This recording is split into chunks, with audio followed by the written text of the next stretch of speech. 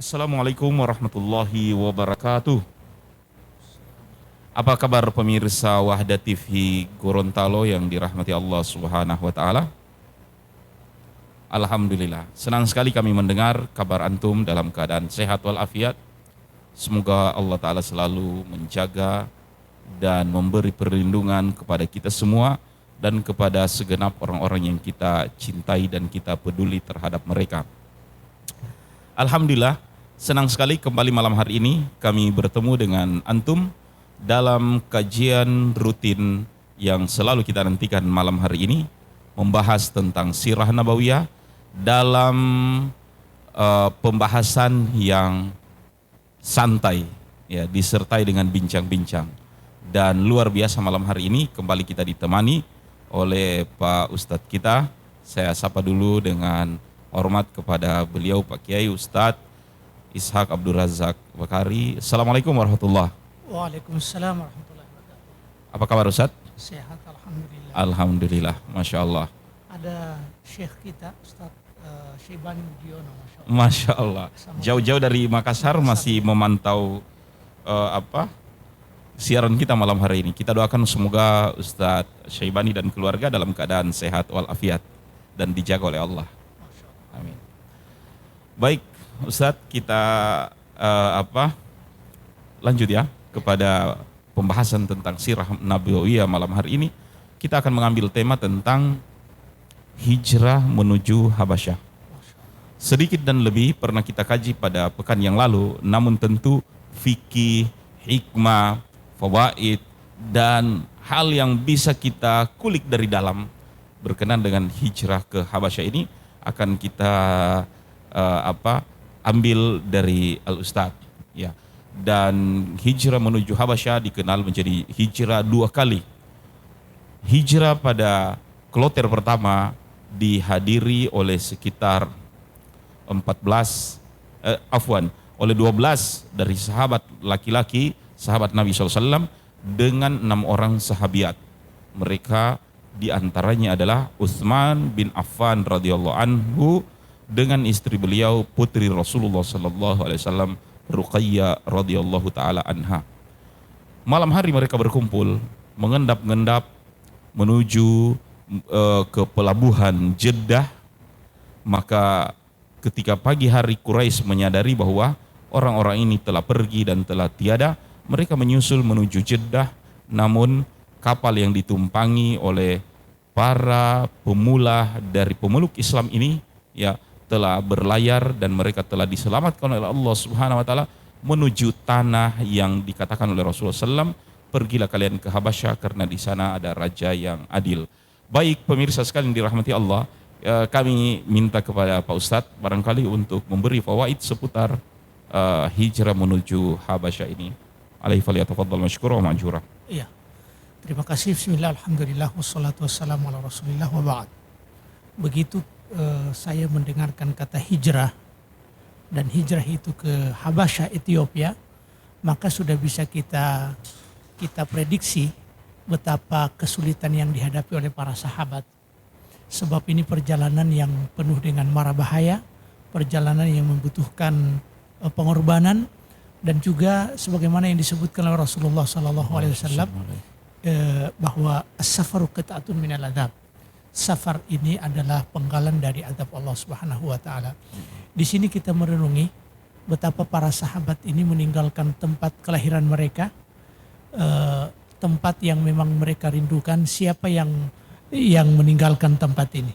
Siapa yang tega meninggalkan keluarganya, meninggalkan tempat tercintanya? Usaha dan bisnis yang dibangun mungkin selama ini sudah bertahun-tahun, lalu kemudian untuk menyelamatkan keimanan mereka agar supaya mereka tetap menjadi hamba Allah Subhanahu wa taala yang beriman kepada Allah, percaya bahwa Allah adalah Rabb dan tidak akan tunduk kepada kesyirikan, maka mereka rela meninggalkan segala sesuatu yang mereka cintai, baik itu keluarga, baik itu harta, baik itu daerah yang menjadi fitrah manusia mencintai daerahnya. Tapi kemudian semua itu mereka tinggalkan. Ini pembelajaran kepada kita semua, Ustadz Yusuf, ya.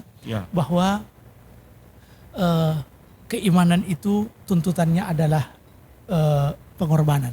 Iya. Keimanan tuntutannya adalah pengorbanan. Dan itu yang mereka lakukan. Dan itu yang akan diuji. Setiap orang yang beriman, yang mengatakan bahwa Rabbnya adalah Allah Subhanahu wa Ta'ala, maka dia harus sadar bahwa dia akan diuji oleh Allah Subhanahu wa Ta'ala. Dalam surat Al-Ankabut, Allah Subhanahu wa Ta'ala berfirman, Alif Lam Mim, Alif Lam Ra, ahasiban nasu ay yutraku ay yaqulu amanna wa hum la yuftanun. Jadi apakah manusia mengira dan menyangka bahwa ketika dia mengucapkan amanna, kami telah beriman, lalu kemudian mereka tidak diuji?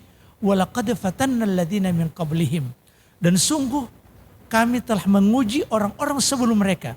Fala ya'lamannallahu, dan Allah Subhanahu wa Ta'ala mengetahui orang-orang yang sadiqin dan orang-orang yang kadzibin. Alif Lam Mim, Alif Lam Ra, hasiban nasu ay yutraku ay yaqulu amanna wa hum la yuftanun wa laqad fatanna alladziina min qablihim fala ya'lamannallahu alladziina sadaqu wa la ya'lamannal kadzibin. Dan sungguh orang-orang, Allah Subhanahu wa Ta'ala akan menguji orang yang telah mengatakan kami telah beriman. Ujian itu tujuannya untuk apa? Untuk tamhis, untuk menguji apakah orang itu jujur dalam keimanannya atau justru menjadi orang-orang yang pembohong dalam keimanannya.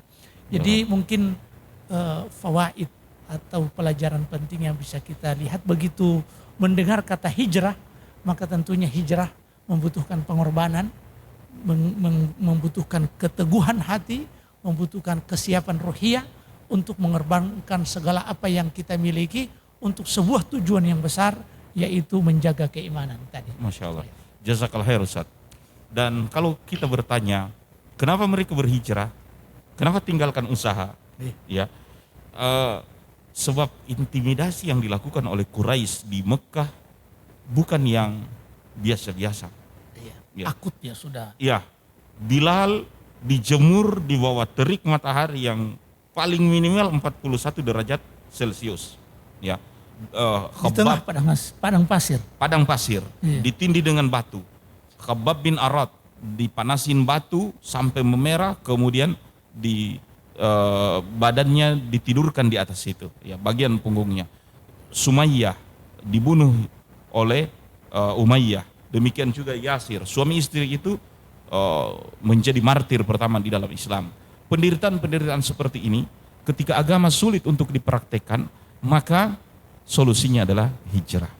Di hari ini barangkali ketika kita susah meninggalkan riba karena kita berkecimpung di dalamnya, solusinya adalah menghindar. Sebagaimana menghindarnya seorang yang bisa membunuh 99 nyawa. Maka solusinya adalah berhijrah. Hijrahnya para sahabat Nabi SAW menuju Habasyah ini karena tidak tahannya dengan kondisi di mana mereka berada pada saat itu. Maka jamaah sekalian dirahmati Allah, apapun tantangan kita di dalam mempraktekkan agama ini, silakan ya pilih untuk segera merubah keadaan. Tentu berhijrah dari teman-teman yang barangkali mengkonsumsi narkoba, ya, yang minum minuman khamar, ataupun terperangkap di dalam pacaran dan seterusnya. Hijrah, menikah, mencari yang lebih halal dan yang lebih baik. Ustadz, bahwasanya kepergian 12 sahabat laki-laki, 6 sahabiat wanita menuju Habasyah, sempat terjadi peristiwa Rasulullah SAW berada di Mekah, suatu malam membaca Al-Quran, dan surat itu adalah surah An-Najm. Ya, surah An-Najm, ketika Rasulullah SAW baca wan najmi idza hawa ma dhalla sahibukum wa ma gawa, awal surat ini memperkenalkan siapa Nabi SAW.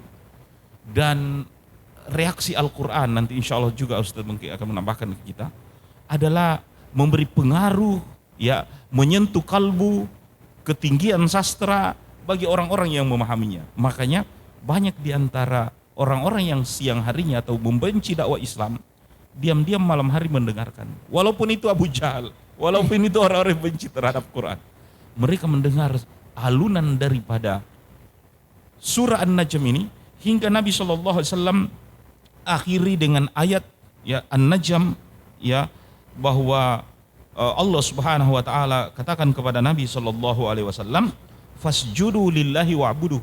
Sujudlah kalian kepada Allah dan beribadah kepadanya. Nabi langsung sujud. Diikuti pula sujud oleh semua orang-orang Quraisy yang mengintip dan mendengar bacaan Nabi SAW surah An-Najm ini. Sehingga tersebar berita bahwa penduduk Mekah sudah masuk Islam, sudah bersujud bersama Nabi SAW. Dan ini menyebabkan beberapa orang yang telah hijrah ke Habasyah, ada yang kembali karena mengira sudah masuk Islam. Namun ketika mereka mengetahui peristiwa tersebut, ada yang balik lagi, ada yang tetap bertahan. Dan ini Ustaz, jadi pengaruh Al-Quran ini di dalam kehidupan. Mungkin ada beberapa fawaid yang bisa antum sampaikan. Jadi kalau kita lihat Ustaz ya, para nabi-nabi sebelumnya Allah Subhanahu wa taala berikan wahyu atau mukjizat yang begitu dahsyat. Ya. Tongkatnya Nabi Musa menjadi ular. Ya. Masya Allah. Kemudian juga Nabi Isa alaihissalam bisa menghidupkan orang yang sudah mati dengan izin Allah, mengobati segala penyakit. Kemudian juga Nabi Sulaiman. Nabi Sulaiman yang sarana dan prasarana dakwah itu sangat luar biasa. Dia bisa dihembuskan oleh angin kemanapun dia tuju. Iya. Kalau kita lihat kenapa mukjizat itu tidak diberikan kepada Nabi Muhammad sallallahu alaihi wasallam, padahal Nabi ini rahmatan lil alamin. Jadi Nabi diutus tidak hanya di kalangan manusia tapi juga jin, dan seluruh umat manusia yang ada di permukaan bumi ini itu objek dakwah dari Rasulullah sallallahu alaihi wasallam. Sementara nabi-nabi sebelumnya mereka hanya terbatas kepada kaumnya. Lalu kenapa Allah tidak memberikan mukjizat yang kita lihat? Mukjizat itu sangat luar biasa. Sangat mendukung prasaran dalam berdakwah. Dalam berdakwah. Bayangkan kalau tongkat menjadi ular, jadi orang-orang Quraisy ini akan ketakutan dengan ular. Ternyata Al-Quran melebihi mukjizat yang mereka miliki. Bagaimana kelebihan itu, Ustaz? Coba kita lihat kelebihan Al-Quran. Al-Quran ini memang tidak bisa dirubah, tapi dia bisa merubah semuanya. Seperti tadi, pengaruh Al-Quran, orang tidak beriman, tapi ketika mendengarkan ayat dibacakan, mereka tanpa sadar sudah sujud bersama Rasulullah Sallallahu Alaihi Wasallam. Bahkan Al-Quran ini diturunkan oleh Allah Subhanahu Wa Taala. Lau anzalna hadzal Qur'ana ala jabal, la ra'aitahu khashi'an mutasaddian min khasyatillah. Andai Al-Quran ini diturunkan di gunung Mekah, kita tahu bersama bagaimana cadasnya batu-batu gunung Mekah. Tapi sekiranya Al-Quran ini diturunkan di gunung, maka la ra'aitahu khashi'an mutasaddian min khasyatillah, dia akan khusyuk, dia akan bersimpuh karena takut kepada Allah Subhanahu wa taala. Jadi kekuatan Al-Quran itu mampu merubah dan dia bisa memberikan pengaruh. Baik pengaruhnya secara fisik ataupun pengaruhnya secara rohiyah, Oleh karena itu, kalau kita ingin ingin mendapatkan petunjuk dari Allah Subhanahu wa taala, maka kita dekat dengan Al-Quran. Dan kalau kita ingin menyebarkan petunjuk ini, maka kita harus menyebarkannya dengan Al-Quran. Bahkan ini adalah merupakan jihad yang besar. Wajahiduhum bihi jihadan kabira. Bihi itu dengan apa? Dengan Al-Quran. Baik, jazakallahu khair, Masya Allah Ustaz.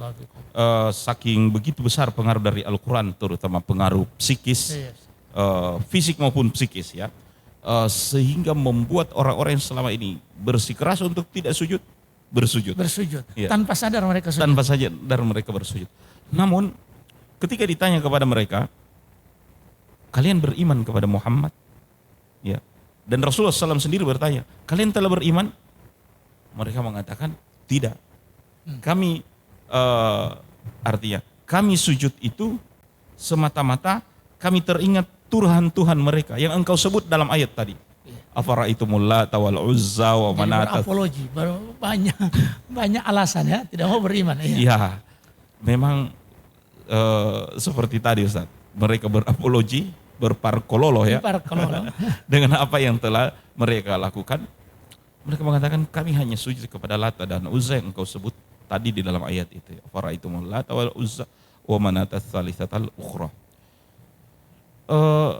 Walaupun sahabat-sahabat Nabi SAW berhijrah, ada sebagian yang tetap bertahan di Mekah. Ustaz, sebelum kita ke situ Ustaz, ini memang beginilah tabiat kekufuran. Bagaimana itu? Tabiat kekufuran sebenarnya mereka itu secara ruhiyah sudah tumbang. Bayangkan mereka sujud dengan sujudnya Rasulullah SAW.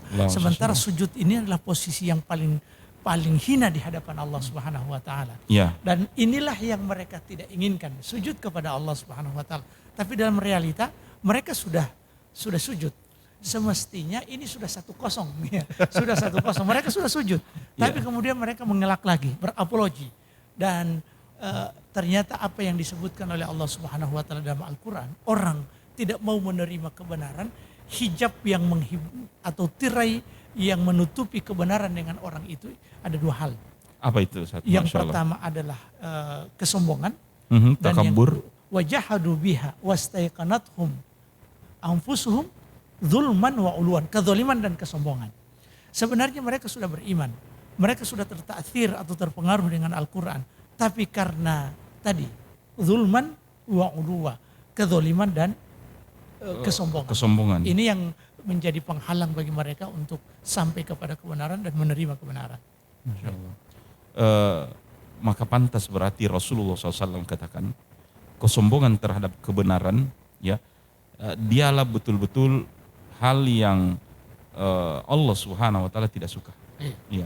Artinya kesombongan itu bukan orang yang berpakaian rapi, mahal, berkendaraan dengan yang terbaru. Namun batarul haq, menolak kebenaran itu. Wagamdun nas. Dan batarul haq artinya takabur, Ustaz. Ya. Gamdun nas, kezaliman. Ya, meremehkan manusia, merendahkan manusia, kezaliman. Persis seperti bunyi ayat yang Ustadz sampaikan tadi.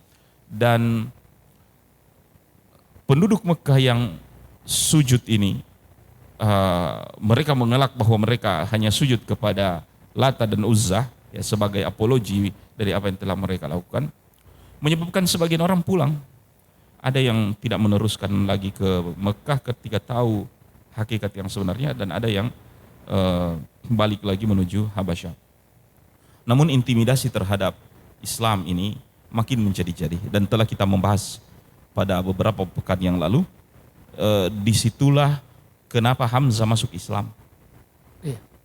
Artinya untuk menutupi bahwa mereka tidak mengikut Nabi SAW, disitulah Amr bin Hisham mencaci maki Rasulullah SAW. Ya, dengan cacian yang orang saja tidak dimaki merasa sakit hati, apalagi orang yang dimaki.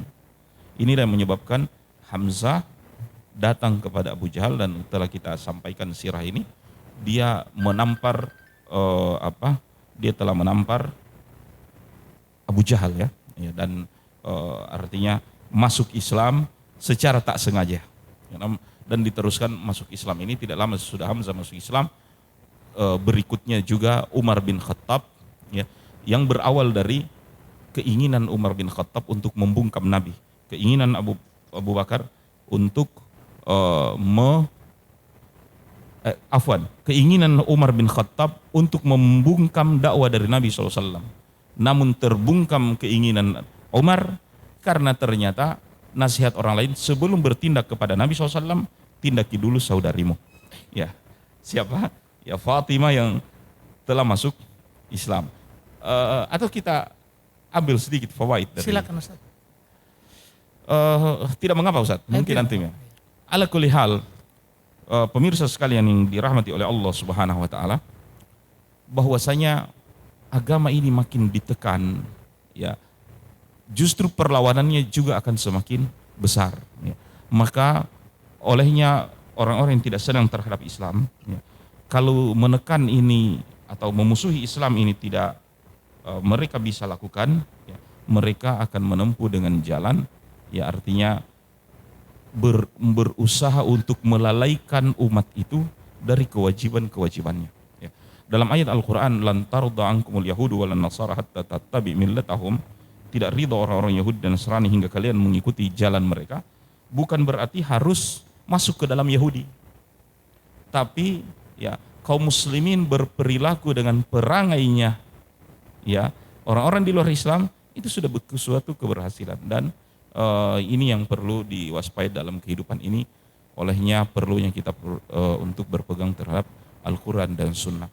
Masih ada hijrah kedua menuju Habasyah, percakapan antara Amr bin As dengan Najasyi, ya, ataupun percakapan Ja'far ya dengan Najasyi sekalian dalam hijrah yang kedua ini. Dan hijrah yang kedua ini adalah hijrah yang besar menuju Habasyah, karena tidak kurang dari 80 orang sahabat laki-laki Nabi SAW pergi hijrah ke Habasyah dengan 16 atau 18 kaum wanita. Namun saat barangkali antum di antara beberapa fawaid yang ingin disampaikan lagi. Cukup? Iya. Ini mungkin ada, silakan. Baik, mungkin siapa yang ditegur siapa ya Ustaz? Karena belum online ini saya. Ada Pak Joko Arsyad. Alhamdulillah, barakallahu fikum Ustaz, wa fikum barakallah. Masya Allah. Ini banyak doa-doa yang ditujukan kepada kita, dan Masya Allah, semoga doa ini dikabulkan oleh Allah. Kita semua diberkahi oleh Allah. Kemudian Yasir bin Zaid, alhamdulillah, barakallahu fikum Ustaz, Gorontalo hadir, wa fikum barakallah. Kemudian juga ada Anang Sulaiman, assalamualaikum, semoga antum selalu diberi kesehatan, barakallahu fikum. Para penonton yang ada di rumah, Rasulullah SAW selalu mencarikan hal yang terbaik buat para sahabatnya. Yeah. Rasulullah itu pemimpin ideologi. Waktu itu belum memiliki struktur kepemimpinan. Yeah. Tapi secara kultural Nabi sudah mulai menjadi pemimpin ideologi. Yeah. Oleh karena itu beliau memiliki tanggung jawab penuh untuk kemaslahatan orang-orang yang beriman. Ketika keimanan mereka ini sudah mulai terganggu dan terintimidasi, maka Rasulullah SAW saking cintanya kepada umatnya, kepada para sahabat yang saat itu lagi terintimidasi, Rasulullah ingin menyelamatkan mereka, maka Rasulullah mengatakan bahwa ada satu tempat, yang tempat itu dipimpin, ada pemimpin di sana, la yudlamu indahu ahadun. Jadi tak ada satu orang pun yang dizolimi, yaitu An-Najasyi. Dan ini kita lihat pola pikir seorang pemimpin yang selalu berpikir tentang kemaslahatan orang-orang yang dipimpinnya. Dan kata Nabi, dan Nabi SAW memiliki tabiat, laqad ja'akum rasulun min anfusikum azizun 'alaihi ma 'anittum harisun 'alaikum bil mu'minina raufur rahim. Ini sifat-sifat Nabi SAW yang sangat raufur rahim. Raufur rahim, azizun 'alaihi ma 'anittum. Sangat di dalam diri Rasulullah SAW ada tempat parkir yang besar, di hatinya ada tempat parkir yang besar tentang sahabatnya, dan sahabatnya ini sangat Nabi cintai, dan Rasulullah SAW sangat mementingkan urusan mereka, sehingga untuk menjaga stabilitas keimanan mereka, di mana di Mekah sudah tidak kondusif, maka Rasulullah SAW memerintahkan untuk hijrah. Dan juga ini pertanda bahwa ketika kita sudah tidak mampu lagi untuk komitmen dengan agama kita di satu tempat, maka kita bisa hijrah. Dan hijrah ini pada dasarnya hijrah ini berpindah. Baik berpindah dari tempat ke tempat yang lain, berpindah dari suasana ke suasana yang lain. Yang intinya sahabat ini adalah manusia yang paling cinta terhadap sahabatnya dan umatnya. Namun kecintaan Rasulullah terhadap umatnya ini kadang kita tidak ketahui. Iya. Silakan Ustaz. Fadal Ustaz. Cukup? Ustadz kita Masya Allah sangat tawadu. Walaupun saya sangat menikmati fawaid dan apa yang beliau sampaikan. Masya Allah. Ada kisah yang saya tunggu-tunggu, bagaimana dialog antara Najasyi dengan Amr bin As. Amr bin As yang berdelegasi orang kafir Quraisy, ya. Kemudian juga Ja'far bin Abdul Muttalib, paman Rasulullah SAW. Ketika konfrontir oleh Najasyi. Baik Ustaz, ini kisahnya. Pemirsa yang dirahmati Allah Subhanahu wa taala. Berangkatnya 80 orang laki-laki, 18 dari kaum wanita. Berarti ini jumlah ratusan dari penduduk Mekah yang datang ke Habasyah. Ini membuat hitung-hitungan politik bagi penduduk Mekah, terutama para pemimpin mereka. Ya, Abu Jahal, Abu Sufyan, Sehingga mereka mengatakan nanti mereka di sana akan memberi pengaruh. Ya, artinya dengan diberikan suaka kepada orang-orang yang istilahnya disintegrasi, ya, ingin memisahkan diri dari kepemimpinan, itu bikin khawatir. Di negara Indonesia saja ketika ada beberapa aktivis yang pro integrasi, ya, walaupun itu cuma diberi suaka oleh Vanuatu barangkali, ya, negara yang kecil yang ada di Melanesia, itu membuat kita hitung-hitungan. Apatah lagi ini ada 100-an lebih. Jumlahnya sudah memadai. Jumlahnya sudah memadai. Dan Habasyah pada saat itu sama dengan salah satu negara superpower seperti hari ini orang memandang Rusia ataupun Amerika. Ketika orang-orang pergi ke sana. Dan ini bisa mempengaruhi lobby dan ya artinya kestabilan daripada regional ada di sana. Maka pemimpin-pemimpin Makkah langsung memutuskan kirimkan duta, ya, untuk melakukan negosiasi kepada Najasyi, ya, yang dipimpin oleh Amr bin As. Mereka menyediakan hadiah-hadiah yang berharga untuk Najasyi, untuk para menterinya, untuk siapa saja, untuk memuluskan lobby ini. Tujuan ataupun yang ingin mereka capai yaitu bisa memulangkan 100 lebih dari orang-orang yang telah berhijrah menuju Habasyah. Maka Amr bin As datang, dan wallahu alam ada sebagian orang mengatakan hadiah-hadiah yang dianggap mahal oleh penduduk Habasyah pada saat itu adalah terdiri dari kulit-kulit hewan, ya, kulit-kulit buruan dan seterusnya. Dan ketika mereka sampai, Amr bin As pun dibantu oleh para batarik, ya, oleh para uskup yang menjadi penasehat dari Najasyi itu sendiri. Dan Amr bin As mengatakan kepada Najasyi, sesungguhnya aku datang kepadamu meminta untuk dikembalikan orang-orang yang telah mencerai beraikan persaudaraan di antara kami, membuat anak lari dari orang tua, membuat suami dan istri bisa jauh berpisah, ya. Dan mereka datang ke tempat ini, ke tempatmu, kami meminta supaya mereka dikembalikan. Kira-kira seperti ini bahasanya, Ustaz. Nanti insya Allah ketemu akan juga tambahkan barangkali. Dan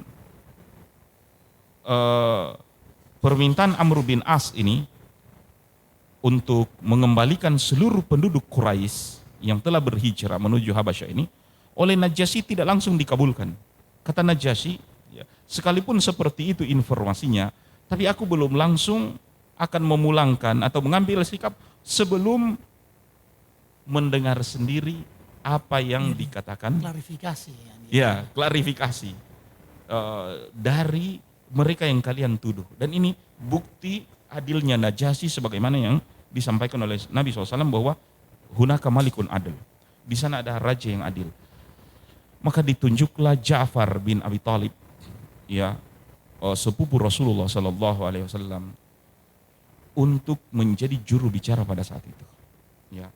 Dan kata-kata Ja'far mengatakan bahwa sesungguhnya kami ini sebelum Islam, sebelum Nabi SAW datang atau sebelum kami memeluk Islam, kami orang-orang yang biasa berkelahi, artinya berperkara. Kami biasa memakan bangkai yang disembelih selain Allah Subhanahu wa taala. Kami biasa berdoa dan meminta di hadapan patung, ya, di kuburan, ya. Artinya meminta kepada sesuatu selain Allah Subhanahu wa taala. Maka dia yang Nabi Muhammad SAW ini telah mengajari kami hanya untuk berdoa, menyembah kepada Allah Subhanahu wa taala, mengajarkan bersilaturahim, menjaga kekerabatan, berbakti kepada kedua orang tua, memakan hewan dengan sembelihan, ya, yang diucapkan nama Allah Subhanahu wa taala di dalamnya. Dan ya, kalau Nabi SAW juga amara Nabi sallallahu alaihi wasallam, menyuruh kami untuk mendirikan sholat, menunaikan zakat, berpuasa, dan kami beriman, kami menerima apa yang disampaikan hal tersebut. Ya. Ini semua ajaran Islam dirinci oleh Ja'far bin Abi Thalib. Selanjutnya, ya, kata Najasyi, oke, ada kira-kira apa yang disampaikan oleh Muhammad.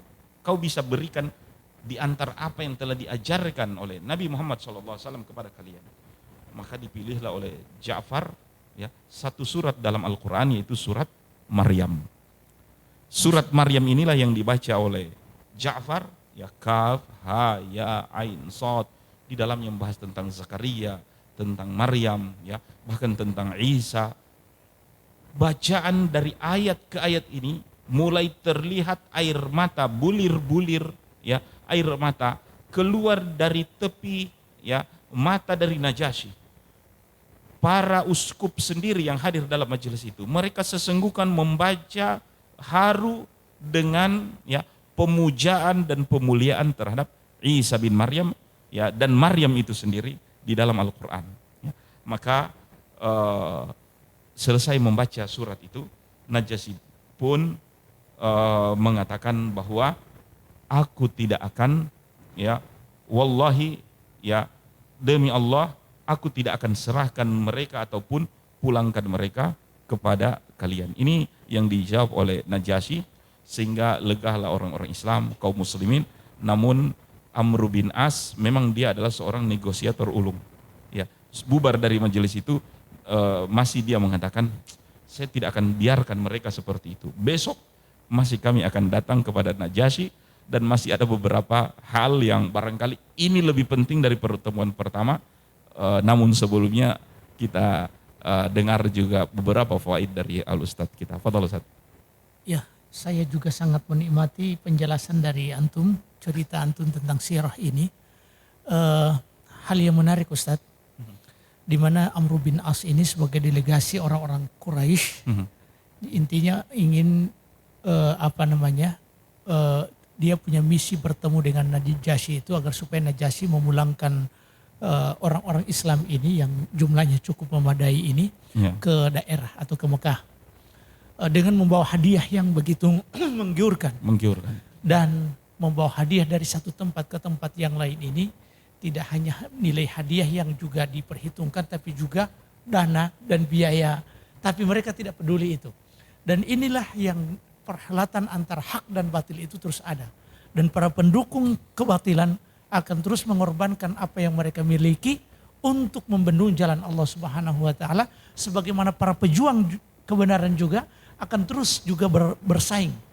Dan inilah yang disebutkan oleh Allah Subhanahu wa taala dalam Al-Qur'an, innal ladzina kafaru yunfiquna amwalahum liyasuddu an sabilillah.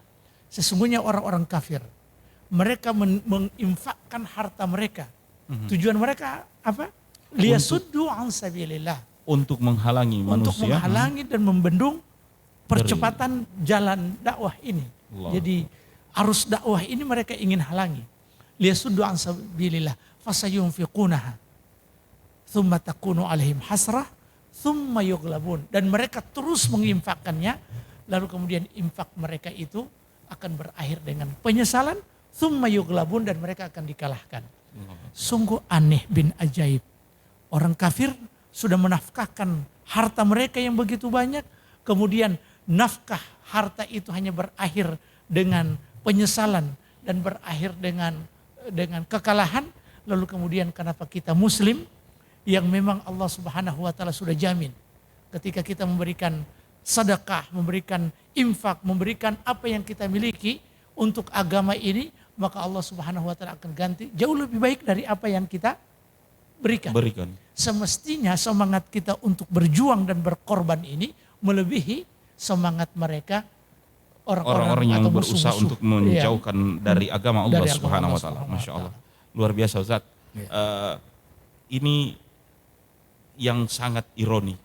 Bahwa setan bekerja siang dan malam untuk menyesatkan kita umat manusia, memalingkan kita dari jalan Allah Subhanahu wa taala.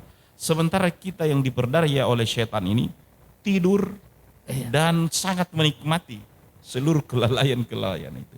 Dan kita kaum muslimin jamaah sekalian dirahmati Allah Subhanahu wa taala, sebenarnya bukan hanya masa depan kita yang diperangi. Atau hari ini orang mengatakan bahwa kita kaum muslimin terjajah, kita kaum muslimin terperangi. Hari ini maupun masa depan, bukan hanya masa depan kita kaum muslimin yang diperangi oleh orang-orang yang tidak suka terhadap Islam, Namun sebenarnya juga masa lalu kita juga diperangi. Ya, Gazu Tarikh, ya, perang terhadap sejarah pun itu sebenarnya terjadi di mana-mana. Makanya halaqah sirah nabawiyah ini juga termasuk halaqah yang berusaha mengakrabkan kita dengan sejarah kita, dengan Rasul kita Muhammad SAW.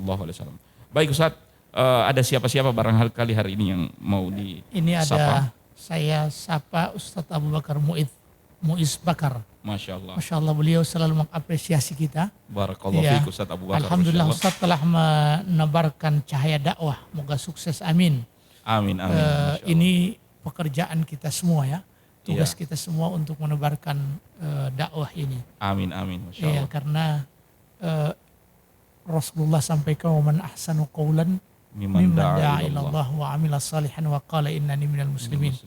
Ini jalan kebaikan, jalan orang-orang yang baik, dan juga kebaikan yang kita tebarkan. Ya. Masya Allah. Pak Anang Sulaiman tadi sudah dibalas salamnya, Masya Allah. Dan beberapa pemirsa yang sedang menyaksikan acara kami malam hari ini. Baik Ustaz, Amr bin As telah berjanji bahwa dia belum kalah. Dia mengatakan, kita tidak akan biarkan mereka tidak pulang ke Mekah. Besok saya akan temui lagi mereka.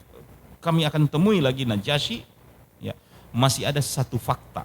Ini seperti dalam sidang. Orang-orang mengatakan ada fakta sidang, ya, yang bisa membolak atau yang bisa membalikkan vonis, ya. Iya, ketika mendatangkan bukti yang lebih jelas. Bukti yang lebih jelas. Ya, karena memang keputusan tersebut diberi waktu sedikit bagi untuk melakukan peninjauan kembali, sehingga Amr bin As mengambil kesempatan ini. Besok kami akan datangkan lagi dengan sesuatu. Amr bin As ini tukang lobby ya, tukang lobby. Iya, negosiator ulung, ya, yang dimiliki oleh Quraisy. Baik dalam keadaan Muslim maupun dia sudah, baik dalam keadaan kafir maupun dalam keadaan Muslim. Karena ada kisahnya yang negosiator ulung ya. Masya Allah. Mungkin nanti Ustadz yang berbagi sebentar nanti. Dan Amr bin As ini, Masya Allah, artinya persahabatan dengan Nabi sebelum datangnya Islam ini bagus, akrab, ya. Tapi memang ketika dakwah ini jalan, dia mengambil jalan yang lain, berpihak dengan Quraisy, sehingga Amr bin As mengatakan, ya, besok harinya, ayyuhal malik, wahai raja, yang engkau belum sadari, mereka ini ada perkataan mereka, ada semacam celaan mereka terhadap Isa bin Maryam, ya. Engkau belum tahu apa yang dikatakan oleh kaum muslimin, oleh orang-orang Islam, siapa itu Yesus, ya, siapa itu Isa bin Maryam, ya. Maka Najasyi langsung mengatakan, kira-kira apa ya, ya. Maka disinilah kaum muslimin sebenarnya ketakutan, sebab berbicara tentang teologi, ya, tentang dogma, apa yang dipahami oleh kaum muslimin tentang siapa Yesus, ya, ini berbeda dengan dogma ataupun keyakinan yang diyakini oleh orang-orang Nasrani siapa itu Yesus atau Isa bin Maryam, ya. Namun kaum muslimin telah berazam, kita akan terus terang dan kita akan berkata jujur, karena hanya jujurlah yang menyelamatkan, ya. Jadi di sini kita sedang berbicara sesuatu yang walaupun ini tidak cocok dan sesuai dengan apa yang diyakini oleh Najasyi dan para uskupnya, ya, tapi kami harus jujur. Inilah yang dipahami oleh Islam, siapa itu Isa bin Maryam atau Yesus itu sendiri. Maka ditanya oleh Najasyi kepada Ja'far, ya, siapa ya Isa bin Maryam atau Yesus menurut kalian? Maka Ja'far pun berkata dengan jujur, tidaklah Isa bin Maryam kecuali dia adalah Abdullah. Abdullah. Ini langsung terbelalak, langsung kaget para uskup. Berani-beraninya kalian mengatakan bahwa dia adalah hamba yang selama ini dijadikan sebagai Tuhan. Yang selama ini Tuhan, minimal orang-orang Nasrani mengatakan dia raja, Kris, ya. Karena di sebutan Kristus itu raja. Kenapa diturunkan jadi hamba? Ini Ja'far langsung bilang dia hamba. Ya, Abdullah wa rasuluh. Dia hamba Allah, tapi dia juga Rasul Allah. Waruhun, dan dia juga adalah ruh yang Allah tiupkan kepadanya. Wa kalimatu alqa ila Maryam, ya, dan kalimat-kalimat Allah Ta'ala ya yang difirmankan kepada Maryam. Maryam pun al-azra al-batul. Maryam pun dia adalah perawan yang suci, al-batul. Dia adalah perawan yang suci dan dia melahirkan atas kehendak dari Allah Subhanahu wa taala yang telah meniupkan ruh ya ke dalamnya dan mengucapkan kalimat kepadanya. Artinya apa yang dipahami oleh kaum muslimin tentang Isa bin Maryam bahwa dia bukan Tuhan, bukan anak Tuhan, tapi dia hamba Allah ya, namun menerima perintah dari Allah Subhanahu wa taala, sedangkan ibunya juga bukan Tuhan atau bukan juga ibu Tuhan ya, tapi adalah hamba Allah Subhanahu wa taala. Ini yang membuat kaget para uskup, tapi juga menyadarkan Najasyi, dan Najasyi mengatakan, wallahi ya, ma ada Isa bin Maryam ma qulta hadzal ud ya. Demi Allah, kata Najasyi, apa yang kalian katakan siapa itu Isa bin Maryam? Pas-pas waktu dia bilang ini, Najasyi sedang pegang tongkat komando kayu. Anggaplah tongkat komando seperti itu, kayu. Kata Isa bin Maryam, apa yang kau katakan dia tentang Isa, tentang Yesus? Seperti adanya juga tongkat kayu ini. Artinya engkau tidak lebih dan tidak kurang mengatakan siapa sebenarnya Isa bin Maryam. Seperti jujurnya ataupun keadaan bentuk bahwa ini tongkat yang sedang ada di tangan Najasyi. Mendengar Najasyi membenarkan bahwa Isa bin Maryam hamba Allah Ta'ala dan Rasulnya, berdehem-dehem para uskup. Artinya ini mau mengakomodir dogma orang lain. Seperti itu. Tapi Najasyi mengatakan, walaupun orang-orang berdehem, ya, tapi Isa bin Maryam dengan apa yang kalian katakan, dia betul. Seperti ya betulnya apa yang ku pegang hari ini, idhabu, ya pergilah kalian, bubar, antum sya'um bi ardi. Kalian adalah orang-orang yang sya'um. Sya'um ini kalian adalah orang-orang yang aman di negeriku ini. Itu bahasa Habasyah ya, dan tidak akan ada orang yang mengganggu kalian beribadah. Dan sejak saat itu kemerdekaan beribadah kaum muslimin terjamin di Habasyah. Tidak ada yang mengganggu Islam dan kaum muslimin. Dan memang disebutkan bahwa Najasyi ini masuk Islam ya. Walaupun dia masuk Islam ya, tapi tetap negara itu adalah negara Nasrani ya, karena agama dari Habasyah itu sendiri adalah agama Nasrani ya. Dan wallahu alam, Ustaz, ini sekedar mulahazah dari saya. Kenapa Nabi tidak memilih Habasyah tempat hijrah ya? Karena memang hanya rajanya yang telah masuk Islam ya. Namun untuk mempraktekkan syariat Islam itu sendiri tidak memungkinkan di Habasyah. Tidak ya. Representatif. Ya, tidak representatif. Atau ada ulasan yang lain, Ustaz? Tafadhol. Dari kisah yang antum sampaikan tadi, saya merenung, Ustaz. Ya. Ternyata ketika keimanan ini sudah bersemayam di lubuk hati yang paling dalam, maka dia akan melahirkan kekokohan yang apalagi keimanan itu beriman dengan kejujuran. Ya, dan tadi ayat yang kita bacakan bahwa Allah akan menguji, fala ya'lamanallahu alladziina shadaqu wa la ya'lamannal kadzibin. Ini saat-saat genting. Saat-saat genting, siapa tadi, Amr bin Al-As, dia ingin mendiskreditkan kaum muslimin di hadapan seorang raja yang beragama Nasrani. Sungguh sangat berbahaya. Kalau kita terus terang tentang ketuhanan kita, tentang dogma kita, tentang ideologi yang kita yakini, kalau kita sampaikan di hadapan mereka, mungkin ada pemikiran macam-macam. Jangan-jangan. Kita ini membutuhkan suaka politik datang ke mereka, lalu kemudian kita akan berbenturan secara akidah dengan mereka. Maka akan ada kekhawatiran jangan-jangan kita akan ditolak dan tidak diberikan suaka politik. Tapi dasarnya keimanan sudah berada di lubuk hati. Dan ini juga menunjukkan bahwa urusan akidah itu tidak boleh tawar-menawar. Tidak boleh tawar-menawar. Urusan akidah itu tidak boleh abu-abu. Urusan akidah itu harus jelas. Bahkan dalam agama kita tentang ketuhanan itu semuanya bisa diungkap. Qul huwallahu ahad, Allahus samad, lam yalid wa lam yulad wa lam yakul lahu kufuwan ahad. Tidak ada teori yang berbelit-belit tentang ketuhanan. Kalau kita tentang ketuhanan kita, Allah satu, esa, tidak beranak dan tidak diperanakan. Nah, Ja'far bin Abi Thalib, beliau adalah orang yang cerdas sekaligus jujur dalam keimanan. Beliau sampaikan dengan jujur apa yang mereka yakini. Tidak seperti kita hari ini abu-abu dalam urusan akidah. Iya. Hanya berurusan dengan hanya karena perasaan. Hanya karena perasaan.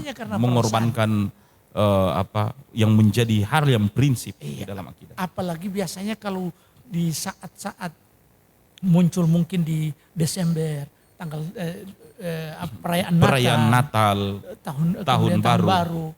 Sekat-sekat antara mukmin dengan yang bukan mukmin dalam akidah itu sudah tidak ada lagi.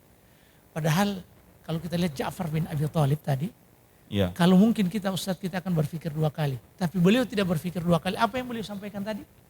Bahwa tentang Isa, dia katakan bahwa dia itu Abdullahi.